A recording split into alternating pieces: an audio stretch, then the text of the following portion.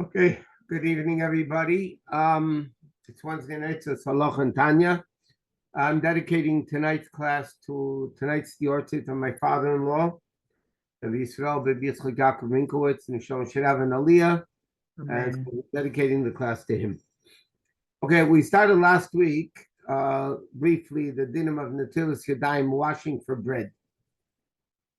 So we learned that any amount of bread that somebody eats, even a crumb of bread, you have to wash on the tilas yadayim. You have to wash like you would for bread. The only time you make a bracha al netilas yadayim is only if you're going to be eating what's called a kibetza, which literally means the size of an egg, which in practical halacha means 2 ounces of bread. So again, like we mentioned briefly last week, if you can figure, let's say, average slice of rye bread, let's say, is an ounce. So in order to make al netilas yadayim, you have to make sure to eat 2 slices of bread. If somebody knows they're going to only be eating 1 slice of bread or 1 ounce of hametzi, they have to wash. They eventually bench also. But as far as al netilas yadayim goes, the only time you make al netilas yadayim is when you eat 2 ounces of bread, which is very important. Sometimes Shabbos, especially like Beis Shudas, people wash, and they know they're not going to be eating a lot of challah. Okay, so then they cannot make it. They have to be careful. They don't make a bracha on the tilas yadayim at the time you wash for bread, because you're not allowed to. It would be a bracha in vain. Next is netilas yadayim for bread has to be dafka from a vessel, okay, that holds at least 3 ounces. So the minimal size of a cup that you can wash from for bread is 3 ounces. Now you have to, the cup has to be whole. It cannot be cracked. It cannot be chipped. It cannot be broken. It has to be a cup that could stand on its own. For instance, we'll learn even a pot cover generally cannot stand on its own, because if you put it upside down, it's going to fall. And anyway, it's not made to hold things in. It's made to cover things. So you can't wash with a pot cover. Let's say the only thing you have to wash is a big pot cover, and it holds a lot of water, but you still, and it pours off very well. Nevertheless, you cannot wash with such a utensil because it's not made as a keli. It's not made as a proper vessel. There are opinions in halacha that what happens if you're in a situation that you can't find a cup. You can't find a cup. So there are opinions, it's not the best thing. There are opinions in halacha that say that, when you turn on the faucet, there's an initial gush of water that comes out.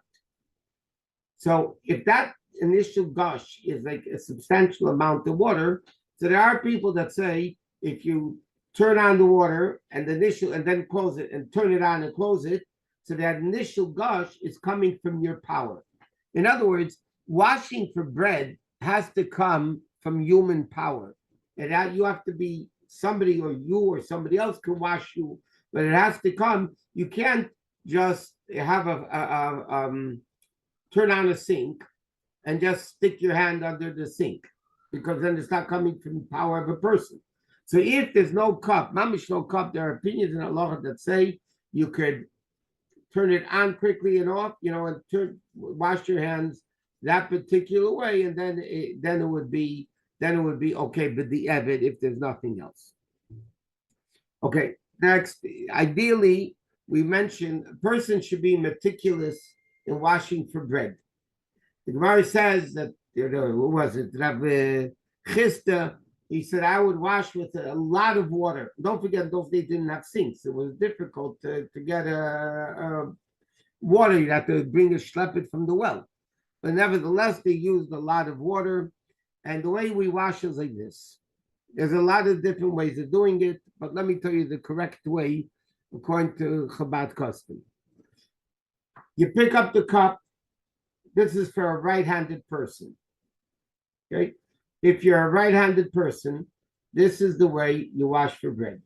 You pick up the cup in your right hand, transfer it to your left hand, and then you pour 3 times. Now, when you pour 3 times, don't be stingy on the water. But the water has to hit at one time the entire wrist, up to the wrist.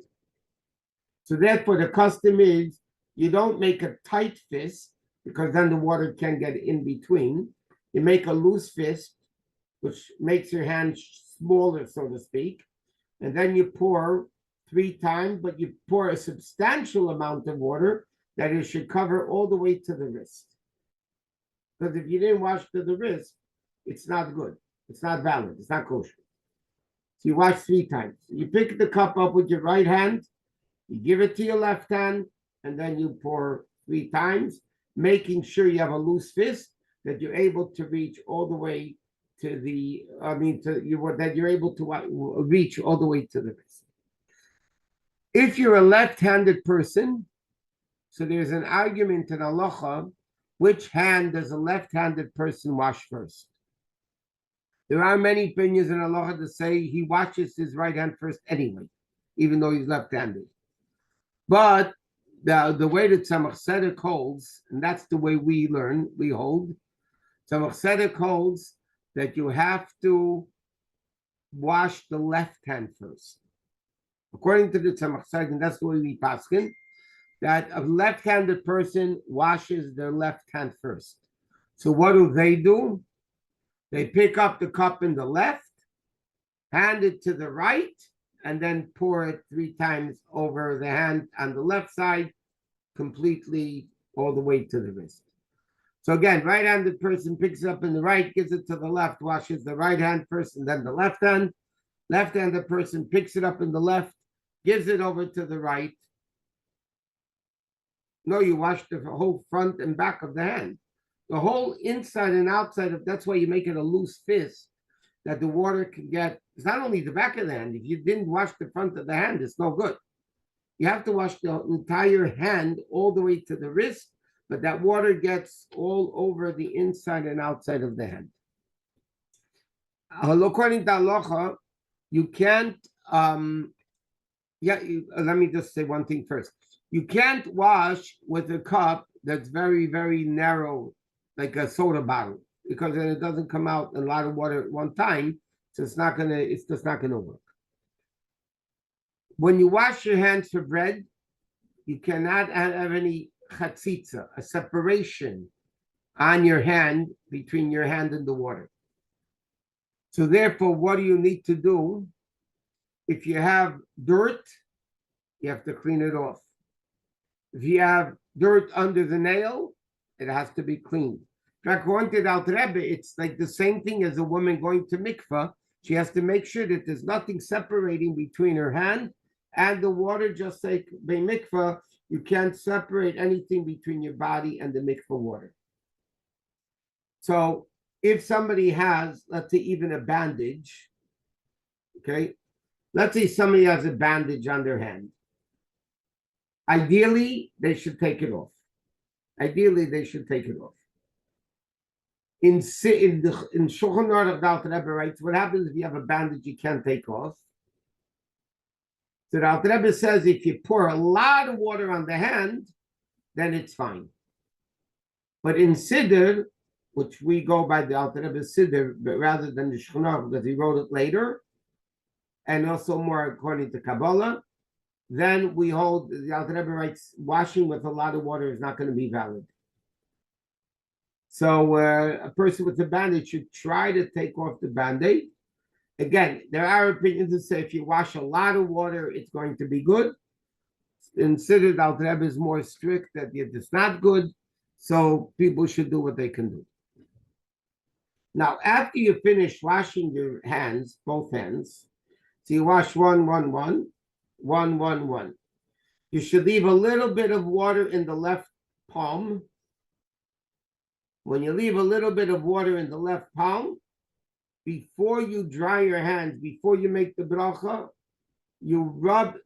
while you're rubbing your hands with that little bit of water, you rub your hands together, and then you make the bracha.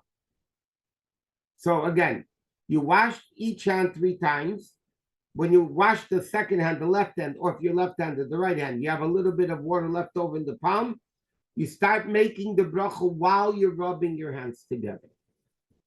Now, why do we do that like that?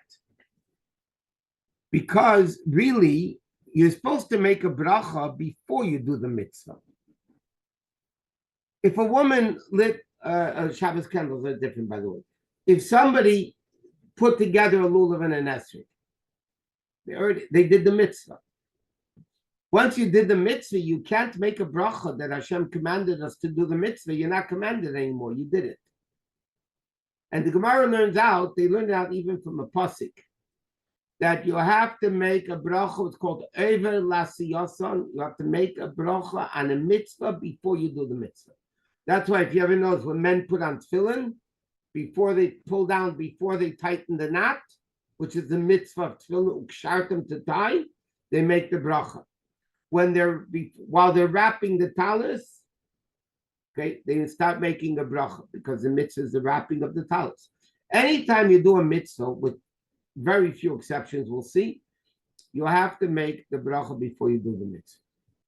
So now the question is, that washing for bread, we really should make the bracha before we start washing, like all the other mitzvahs.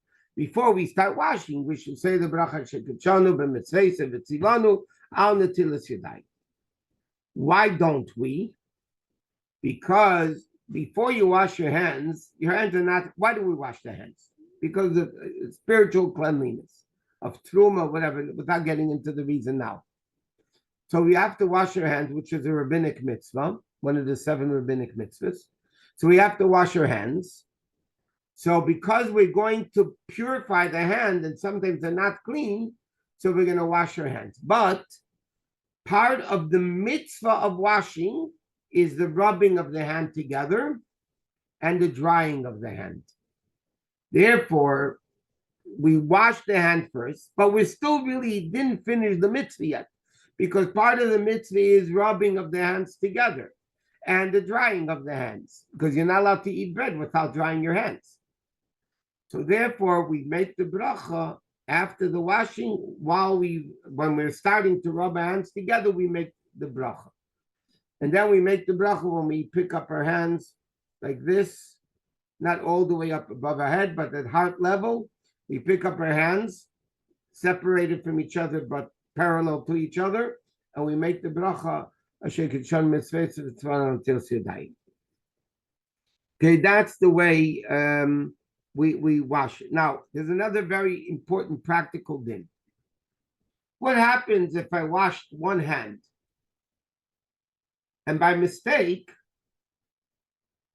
my unwashed hand touched my washed hand, or somebody else who didn't wash yet touched my hands while they're wet?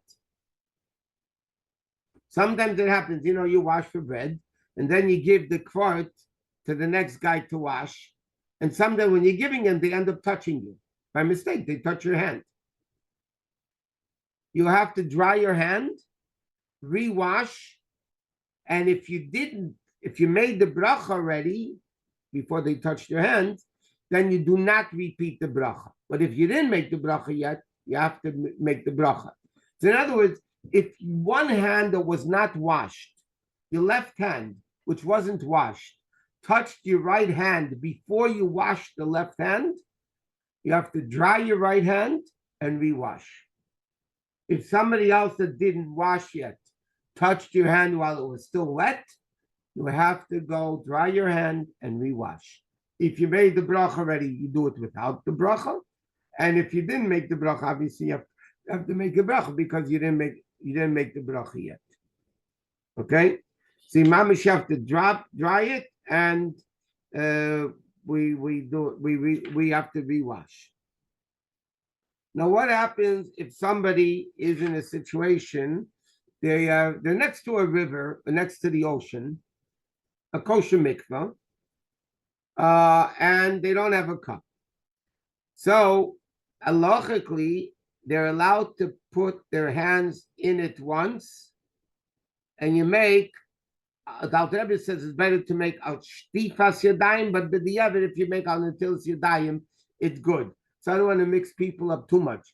If you dip your water into a kosher mikvah, so even though you're not washing with a cup, okay, you're not washing with a cup, but you're putting it into a kosher mikvah, the bracha is al shtifas yadayim, okay, which is also washing. But if you said al netilas yadayim or al tvilas yadayim, then it's kosher. Now, if you ever notice, by the way, you have to be very careful. Make sure that there's no rings on your fingers when you wash, like we were mentioning before. You can't have anything separated. You have to take off the rings. There's a very cute story that happened. It said tonight's class was dedicated to my father-in-law, but in this house, they had a girl that was just starting to get involved in Yiddishkeit. And normally, what are the frum girls that have rings? Okay, what do? They take them off, and a lot of times they put them in the mouth. Just to hold the rings in the mouth, and while they wash, because you can't. Where are you going to put? You don't want to put the rings down, so you keep them in your mouth. So this one girl came to the house once. She didn't know too much about Yiddishkeit. And she was about to go wash for bed, and she asked one of the girls in the house, "Can I borrow your rings?" So the girls looked at her like, "Why do you need to borrow my rings?" So she said, "Because I need to put it in my mouth when you wash for bread." She saw all the girls washing, putting the rings in the mouth. She thought that's the way you're supposed to wash for bread. You put the rings in your mouth, and then you wash for bread. She didn't understand that the reason was because you're not allowed to wear rings. But if you don't have rings, you don't have rings. I mean, that's not another. Now, the Rebbe also writes, years ago, it's brought down in Sfarim that Chassidim would wash with a towel. You see, even now, today's Chassidim wash with a towel. And there was a time that was only for holy people, holy Chassidim. The Rebbe writes this in a Sikha. And I think it was Tafshin Yud Beis, if I'm not mistaken. The Rebbe said that now everybody should wash with towels. So men usually, but it's interesting when the Rebbe, what you usually see by people, because there's an issue halachically, if the handle is wet when you're holding it to wash, there might be halachic issue with that. I'm not getting into it now. So people would dry their handles. Or what they would do is they would wash, pick it up in the right, give it to the left, and then wash the right hand. And then they would take a towel to wash hold it on the right side with the right hand to wash the left side. That's what most people do today. But when the Rebbe washed, we saw this by Fabrengens, the Rebbe used the towel both hands. That means when the Rebbe was about to wash the right hand, in the left hand, he was holding it with a towel. And he washed the right hand, then he held the towel in his right hand and washed the left hand. I'm not saying people should do it. I'm just saying that's what the Rebbe did. But most people today, when they wash the right hand, they just hold on to the thing and make sure it's dry. And then they hold the towel and wash the left hand. Okay, I'm not going, there's a lot of dinim with water, if it's to change color or it's any water that a dog will not be able to drink from is not kosher. It's very salty water you can't use and things like that. Another din. Let me see what else there is here. Okay, what happens if somebody washed the bread, dried their hand, and then they realize they didn't make a bracha? So the Ramah writes that you can make the bracha after drying. You can make the bracha still after drying. The Taz says you can't, but that the main opinion is like the Ramah and the Magen Avram that says if you didn't make the bracha before you dried your hands, you can make the bracha afterwards. Okay. Another thing over here is like this. Before, like we said, you have to make sure that there's no chatzitza, there's no. Now, a person that, let's say, a worker Is it permissible to wash with warm water? That's a good question. Washing for bread, you're allowed to use warm or hot water. Where you're not allowed to use hot water or even warm water, the question about how warm it is, that is for mayim achreinim. The water that we wash before benching, we wash the fingertips because of was called melech, besides the Kabbalistic reason. Melech's name said this very powerful salt that people used to use it during eating, and then if there was left on the fingers and it would touch the eye, it would damage the eye. That's how powerful it was. To give you an example of that today would be the salt that in New York they put on their icy roads to melt the ice. It's a very, very powerful salt. So then the din is, to mayim achreinim, you are not allowed to use warm or hot water. Hot water for sure not, even warm water. You're not supposed to use. It's supposed to be cool water. But for bread, you're allowed to wash with warm water. So clear din in Shulchan Aruch, you're allowed to wash it. Even hot water you're allowed to wash for bread. Sometimes, it's very practical because sometimes in the winter, if you live in a very cold climate, the sink water is mamish freezing. Okay, if you go to the cold climates, even New York, Chicago, the water from the sink would be very, very cold. And it'll be, especially for kids to wash, it would be very, so yeah, in Shabbos you have another issue with making hot water, but you would be allowed to use warm water for washing for bread. Yes.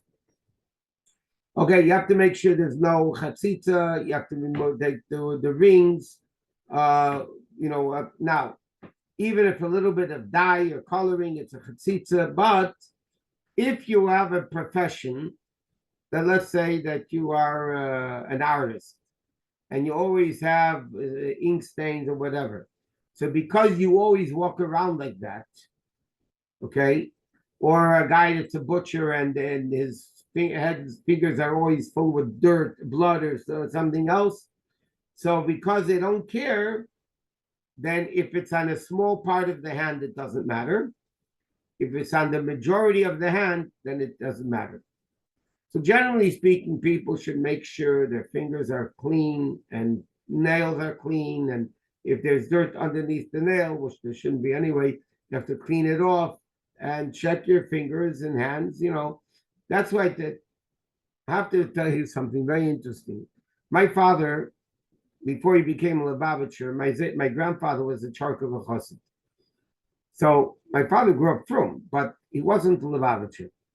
And when he learned in Torah V'das, he was watching the way the rabbis in the yeshiva would wash for bread, and it was like chick-chack, And then when the chassidim of the previous Rebbe came to America and started bringing with the boys and bringing them closer to Lubavitch and to Chabad, so my father noticed, and this really had a tremendous influence on my father. He watched the way the chassidim would wash for bread.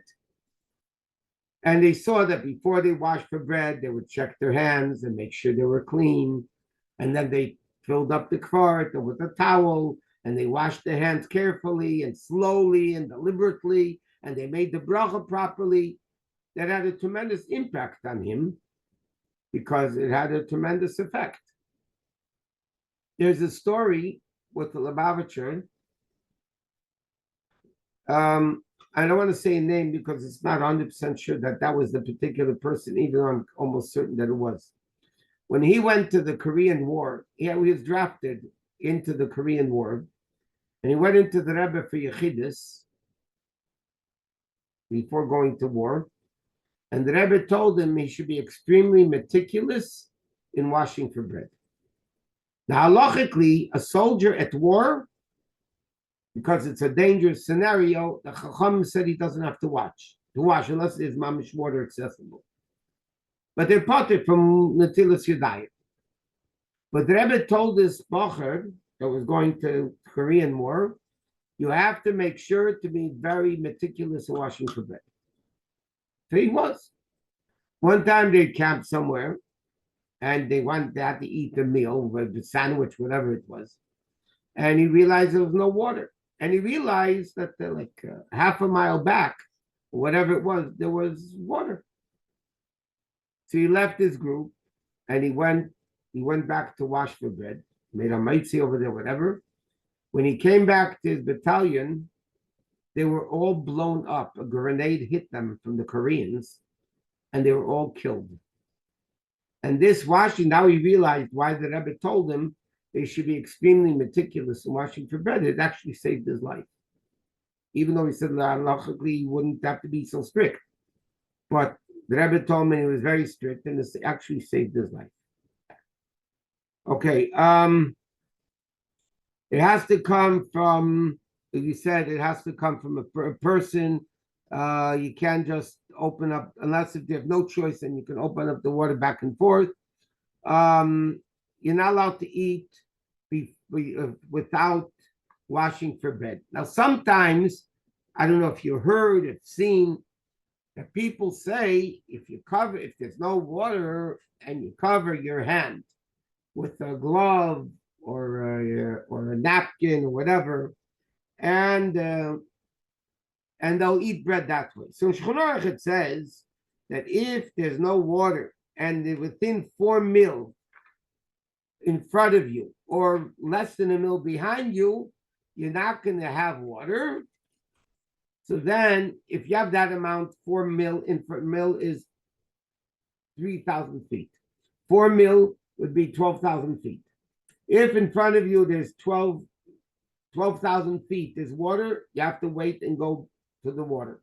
Or behind you, a mil, then you could be lenient. But the Alter Rebbe in Siddur is very strict, and he doesn't want to rely on the leniency of covering your hands. So what happens in the scenario, though, that somebody, let's say, God forbid, has a cast, okay, that you can't take off, they broke their wrist or whatever, and they have a cast over a good part of the hand, and you can't wash the hand because the water, the cast is in the way. It's not going to, even if you can get it wet, you're not going to get the water all over the hand. So what do? So sometimes, depending on the situation, there are leniencies that you wash the other hand. Let's say you have the cast on the right hand. You wash the left hand properly, and then you put a glove and something over the cast, and you make sure not to touch the bread with your casted hand. And there is a leniency. I'm not saying there's no leniency. Other people would generally not wash. What they do with Shabbos is a different story, but that's what they would do. Now, if somebody in the middle of the meal, we'll say one more, then we'll go to Tanya. If somebody during the meal had to use the restroom, so they use the restroom. When they come out, if they're planning to eat more bread, they have to wash again properly without a bracha. If you're not planning to eat any more bread, let's say it's already dessert time or whatever, you're not eating any more bread, then you don't have to wash again for bread. But if you're going to the middle of a meal and you're going to the bathroom and you're going to be eating more bread, so the proper thing to do is like this. You wash your hands regular, you make asher yotzar, and then you make sure your hands are dry, then you rewash the hands properly like for bread, but you don't make a bracha. Okay, or by the way, it's not even that. If you touch during the meal parts of the body that are normally concealed, let's say, you'll pardon my expression, somebody picked their nose in the middle of the meal, or they stuck their finger into the ear canal, or they tied their shoes, or they touched, they scratched their hair, not touched, but scratched, or they touched parts of the body that are normally covered, halachically, they have to wash again without a bracha. Which means, by the way, it could be a practical case. If a baby has a dirty diaper and the mother in the middle of the meal has to go change the diaper, or the father, let's keep equality. The father will go change the diaper, so then the din is they have to wash again before they eat more bread without a bracha, because they touch parts of the body that they're not allowed to touch. Okay, that's it for today for halacha. Now we're going to go to Tanya.